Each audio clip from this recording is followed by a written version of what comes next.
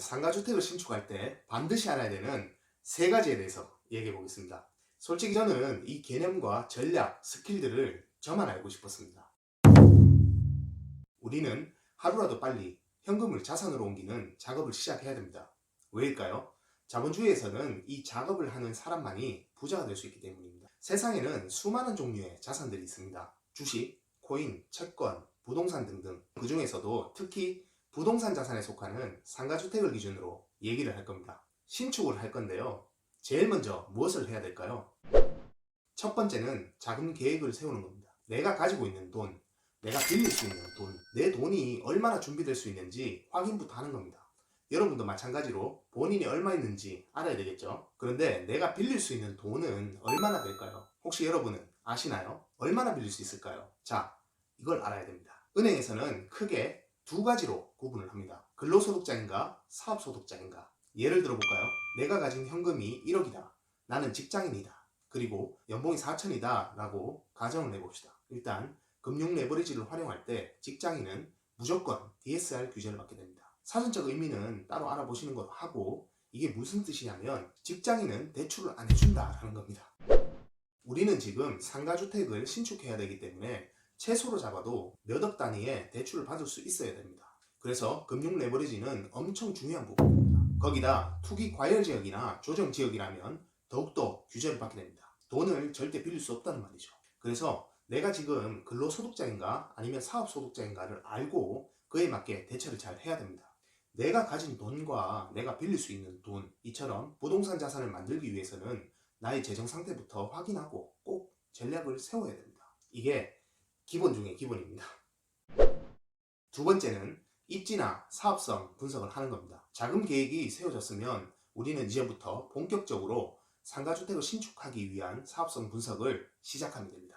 보통 장사나 사업을 하게 되면 선투자를 해야 되죠. 매장이나 가게를 차릴 때 보시면 인테리어부터 크고 작은 시설들까지 선투자를 하게 되잖아요. 그런데 장사가 잘 될지 사업이 잘 될지 우리는 먼저 알 수가 있나요? 무조건 성공하고 잘 되겠지라고 생각을 하니까 시작을 했겠지만 현실은 어떨까요? 요즘 시대에 이 물 떠놓고 기도할 수도 없고, 통계청 자료를 보시면 창업 후 1년 안에 폐업하는 폐업률이 거의 70%에 가깝다고 합니다. 10명 중 7명이 망한다는 거죠. 성공을 꿈꾸고 창업을 하지만 대부분의 현실은 참혹하다는 겁니다. 수년 동안 모아둔 소중한 내 종잣돈과 대출금을 한순간에 모두 탕진하게 되니까요. 또다시 거지가 되는 거죠.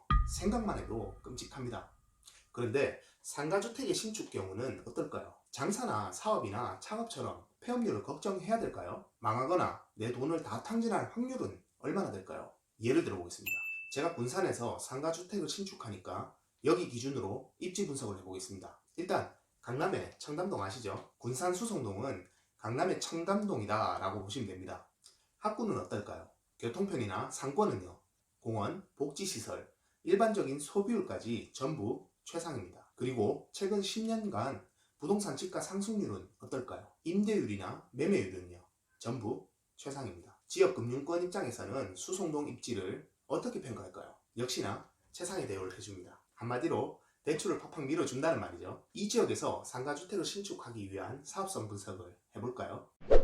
우선 토지는 평당 300에서 550까지 다양하게 매물이 나와 있습니다. 참고로 저는 평당 360에 토지를 매입했습니다. 2종 일반 주거지역이고 토지의 평수는 대략 72평 정도 됩니다. 계산을 해보면 총 토지의 매입가는 2억 5천 정도입니다. 평당 공사비는 500만원 내외이고 4층짜리 상가주택의 연면적은 120평입니다. 이렇게 계산해보면 총 건축비는 6억 정도가 나옵니다. 자, 토지는 2억 5천이고 공사비는 6억입니다. 그리고 설계비, 간접 공사비, 부대비용, 세금 등등 1억이라고 하면 총 투입된 사업비는 9억 5천 정도 됩니다. 이게 원가죠. 자, 판매가는 얼마나 될까요? 최근에 신축한 인근 상가주택의 매매 시세는 11억대 이상으로 거래가 이루어지고 있습니다. 결론이 바로 나왔습니다. 더하기 빼기만 해도 최소 1억 5천 이상의 안전 마진이 생기는 걸 알 수가 있습니다. 제가 이 얘기를 하는 이유는 다른 사업은 몰라도 상가주택 신축 사업은 사업을 시작하기도 전에 사업 수지 분석을 통해서 이 사업이 망할지 성공할지를 먼저 알 수가 있다는 겁니다. 마치 예언가들처럼 말이죠. 미래를 훤히 내다보는 거나 마찬가지라는 겁니다. 그래서 사업을 할지 말지를 선택하고 시작할 수 있습니다. 마진이 마음에 들면 시작하면 되고 마진이 마음에 안 들면 시작을 안 하면 되는 겁니다. 이러니 망할 수가 없죠. 이순신 장군님께서 이런 말씀을 하셨습니다. 싸움은 이기고 시작한다는 말이죠. 시작하면 이긴다는 말입니다. 종합적으로 보면 이기고 시작할 수 있는 입지나 사업성 분석이 그만큼 중요한 겁니다. 자, 세 번째는 세금 문제입니다. 오늘은 개인 무주택자의 경우와 법인 주택 신축 판매업의 경우를 통해서 세금 전략을 세워보겠습니다. 왜냐하면 다주택자는 이미 고수들이니까 이 영상을 안 봐도 알아서 잘할 겁니다. 그래서 저와 같은 초보나 하수들 입장에서만 얘기를 하겠습니다. 일단 정부에서는 1주택자를 적극 지원해주고 있습니다. 그래서 세금에 대한 규제가 널널하다라고 볼 수 있습니다. 현행법은 1주택자가 2년 이상 보유만 하면 양도세를 12억까지 비과세합니다. 9억 5천에 매입해서 2년 살다가 11억 9천에 팔면 시세 차익을 2억 넘게 보더라도 세금을 거의 내지 않아도 된다는 말입니다. 개인의 입장에서는 2년 주기로 상가주택을 신축하고 팔고를 한다면 양도세를 1푼도 내지 않고 순마진을 계속 만들 수 있게 된다는 겁니다. 일시적 1가구 2주택자의 혜택도 덤으로 잘 활용한다면 엄청 유리한 입장이 될 수도 있습니다. 그러면 취득세나 보유세는 어떡하냐? 라고 하시는 분들도 있겠죠. 저는 그 정도는 그냥 세금 냅시다 라고 말하고 싶습니다. 요만큼이니까. 지금 정권에서는 다주택자가 머리 아픈 시기입니다. 무주택자나 1주택자 입장에서는 환경이 좋다고 봐도 과언이 아닙니다. 이게 무슨 말이냐면 지금 부자들은 힘들지만 이제 부자가 될 사람들은 좋은 환경이다 라는 겁니다. 딱 지금이 당군 이래 일반인이 부자가 되기 위한 최고 좋은 시기다 라는 거죠. 이게 무슨 말인 줄은 알겠는데 그래도 나는 뭔가 아쉽다, 조금은 더 팁이 있었으면 좋겠다 생각이 되시죠? 그래서 한 가지 더 준비를 했습니다. 바로 주택 신축 판매업입니다. 우리에게는 법인이라는 수단이 아직 남아 있습니다. 법인 명의로 주택을 취득하면 취득세는 무조건 12% 부과됩니다. 말만 들어도 무섭죠? 정부가 주택으로는 장난치지 말라는 겁니다. 강력한 규제를 걸어 놓은 거죠. 하지만 신축을 해서 취득하면 원시 취득세라고 해서 취득세가 3.16%만 적용이 됩니다. 취득세 부담이 확 줄어들게 됩니다. 매매와 신축 사이에서 아다르고 어다른 상황인데요. 그리고 종부세 또한 5년간 합산 배제를 적용받을 수 있게 됩니다. 주택을 신축해서 5년 안에만 팔아라. 그러면 종부세를 받지 않겠다라는 겁니다. 왜냐면요, 주택을 시장에 공급하는 역할을 민간이 대신해주는 입장이 되기 때문에 정부에서 혜택을 주게 되는 겁니다. 이번 정권의 최대 이슈는 주택 공급이니까요. 부동산을 매각할 때 양도세는 쓸 거 다 쓰고 공제받을 거 다 받고 순이익에서 최대 45% 적용이 됩니다. 개인보다 법인은 경비율 혜택이 있기 때문에 신축해서 바로 팔아도 세제 혜택을 받을 수 있는 장점이 상당히 있습니다. 자, 내용을 정리해 보겠습니다. 개인 1주택 포지션을 유지하면서 세금 걱정 없이 신축하고 팔고 신축하고 팔고를 반복한다. 법인 주택 신축 판매업을 운영해서 다주택을 신축하고 임대료를 받다가 5년 이내에 적당히 판다. 마지막으로 똘똘한 놈은 챙겨간다.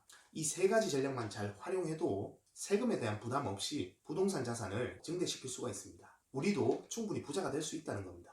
저는 지금 한 방에 50억, 100억짜리 부동산을 만들자라고 말하는 게 아닙니다. 그건 꿈 같은 얘기입니다. 저기 강남에 사는 사람들 얘기죠. 하지만 작은 상가주택 몇 채 신축해서 50억대 부자는 지금 제가 얘기한 방법으로 딱 몇 년만 굴리다 보면 우리 같은 일반인도 만들 수 있다는 얘기를 하는 겁니다. 제가 먼저 선방으로 시작합니다.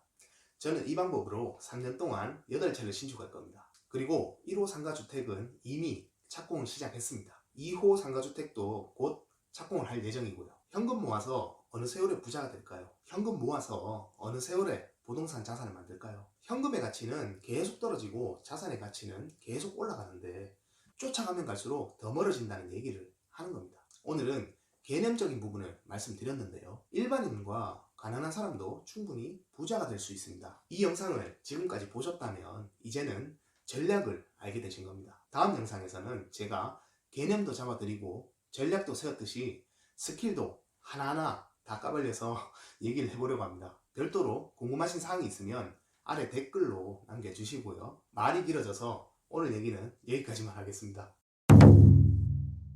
여러분의 시간은 곧 돈입니다. 소중한 시간을 광해꾼TV에 써주셔서 감사합니다.